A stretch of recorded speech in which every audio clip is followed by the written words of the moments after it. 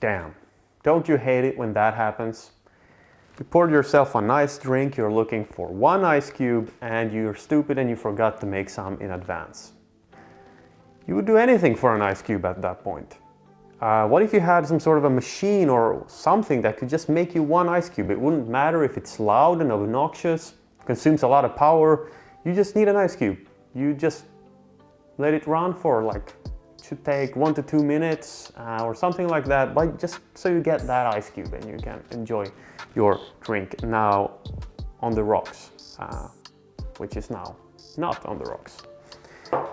So that's what we're gonna try to make. I think it should be possible using Peltier elements and really good heat sinking. I'm not a physicist, I'm not an engineer. All I can do is read Quora and try to do some of my own math and see in advance if it's possible. But it looks like it should be. And I think this should be a pretty interesting, although stupid project, but it should fulfill that need of when you need an ice cube at that point in time. So yeah, let's jump into it. Cheers.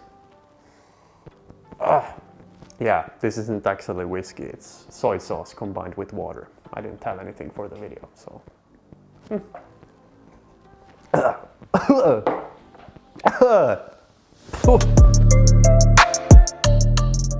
Alright, let's start off with an ice cube. Let's say 4 by 4 by 4 centimeters. As it just happens, a local electronics supplier, they offer Peltier elements that are 40 by 40 millimeters, so that's perfect. If you want to know more about Peltier elements and how they work, there's better YouTube channels explaining that than me, but basically they allow you to pump heat from one side to the other. As long as you can get rid of the heat, you can cool one side down. So I think this should work. Then we're gonna want to have some sort of an enclosure to put our water in, to cool it down and have something to mount our Peltier elements to. And we're probably going to want a lid also to cool the top side, even though we might not make contact, but I think we need all the surface area that we can get in this case. So I'm sketching up sort of a rough design of just putting the parts together. 6 Peltier elements, 1 on each side of the metal enclosure or container, whatever to call it, the mold for the ice cube. And then we need some way to get the heat away from the Peltier elements. And I'm thinking water cooling.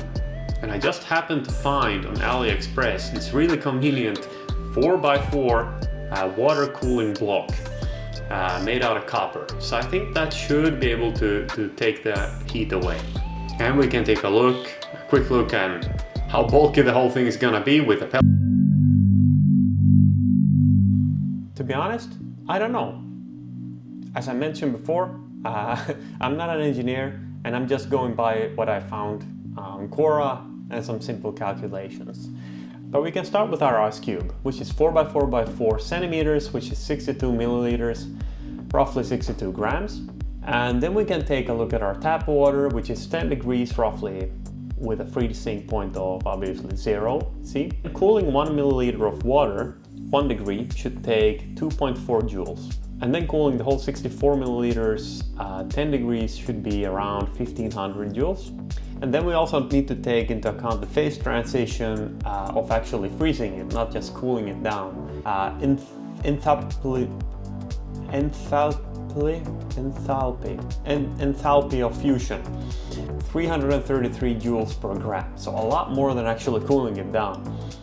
So freezing this 64 milliliters of water is actually gonna take, according to the calculations, 21,312 joules. 20,000 joules, that sounds like a lot. But let's continue calculating. So each of our Peltier elements, they are 85 watts, conservatively. Times 6, we have 510 watts. And then we can take a look at the joules, which are actually just watts per second. So if we then add up, we have 22,000 joules divided by our 510 watts. 45 seconds, that's great.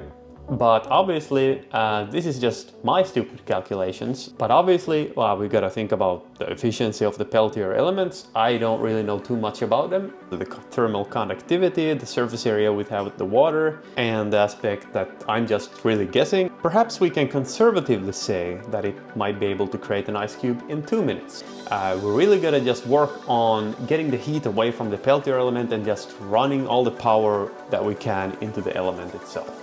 And we also need to make sure that the delta T between the cold and the hot side never goes above the maximum of 77 degrees C. So let's get some really powerful pumps and really powerful radiators to just get that heat away. And then maybe this can work. Again, I don't really know what I'm talking about, but let's see what this is. I think it's gonna be a fun project.